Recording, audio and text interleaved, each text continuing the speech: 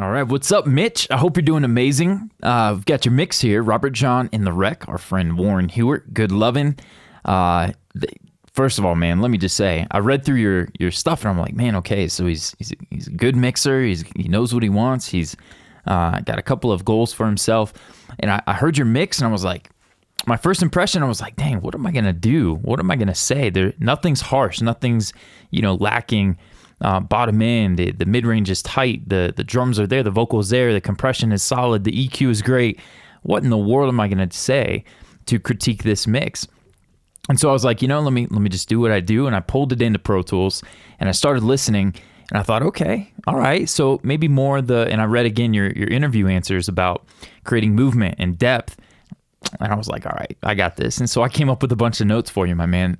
So we're going to go through it. The disclaimer.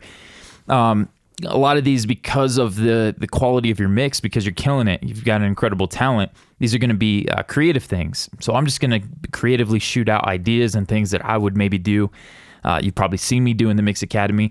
In the Mix Academy, I'm gonna try to treat that more like a client situation, because a lot of times I get just good mixes going, and they're not great because I don't have that pressure of a client or taking notes or someone pushing me to push it to be better. So I feel like the notes I'm going to give you here, you may not have seen me do all the time in the Mix Academy, maybe in pieces. But anyways, without further ado, let's get into it. So I love the sonics, incredible balances. You have the right to have confidence as a mixer because you're super talented. I'm just going to they're all over the place. They're kind of random. Snare fills. The snare at the beginning leaves me underwhelmed. Like you get that guitar solo, that guitar riff is cutting. And then I feel like the drums just kind of enter. The song just kind of enters. So I would love to hear like the snare to get lifted up, 2, 3, 4 dB, whatever it is, to feel good. Just kind of lift it and add like, whoo, here I am on the drums in your face. And then you can put it back down when he's doing the riff, or the basic pattern. Let me slow down I just chugged some coffee, so I'm a little bit excited here. But let's take a listen to this real quick.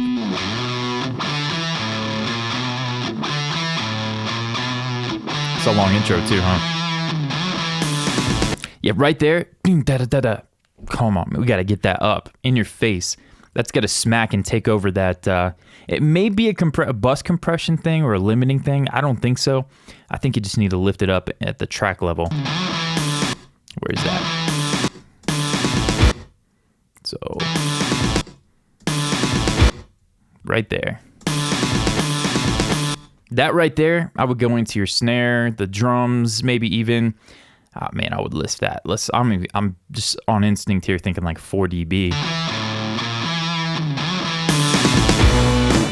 Come on, let's get that up there. Let's get that. So I would go throughout the whole song, any drum fills, snare, kick, tom, anytime the drums have a chance to take center stage to help transition the song, those fills, let's get those up several dB.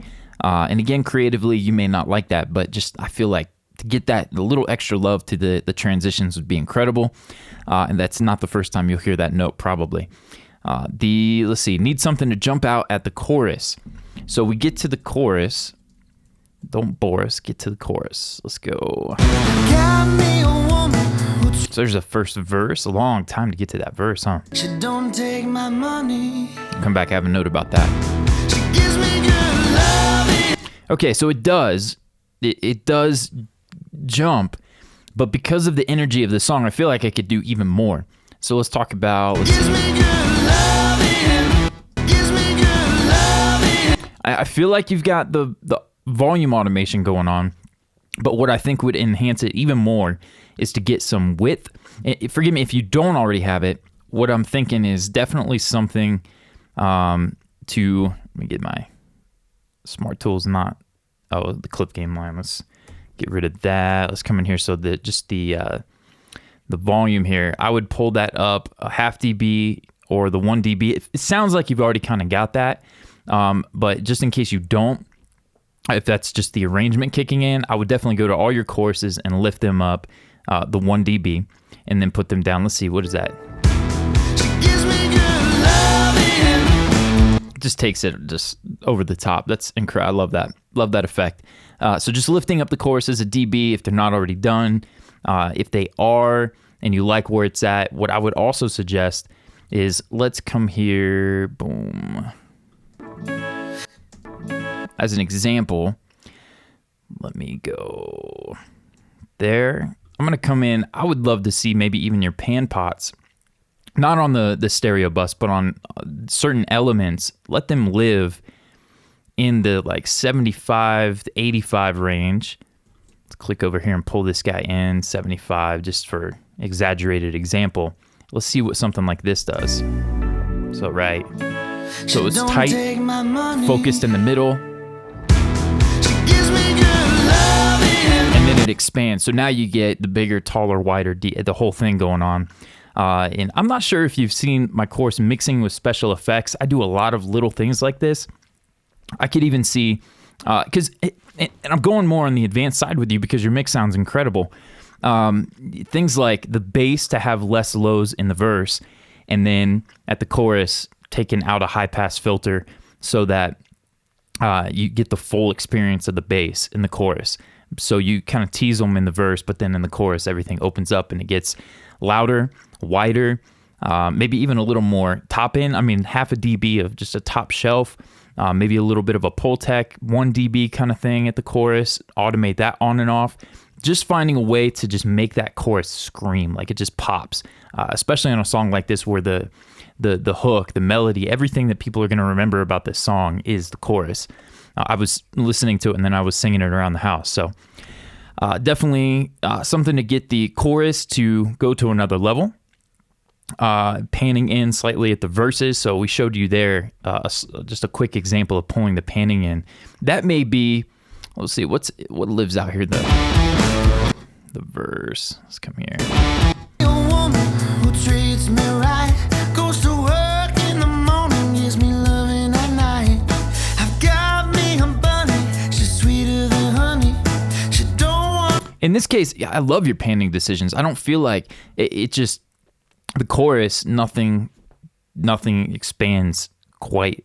Let me see. Let me listen one more time here. She don't take my money. She gives me good loving. See, and I just love that. That sounds so sick right there, especially. So even if you leave it alone here, collapse the pre-chorus little lick here. She don't take my money.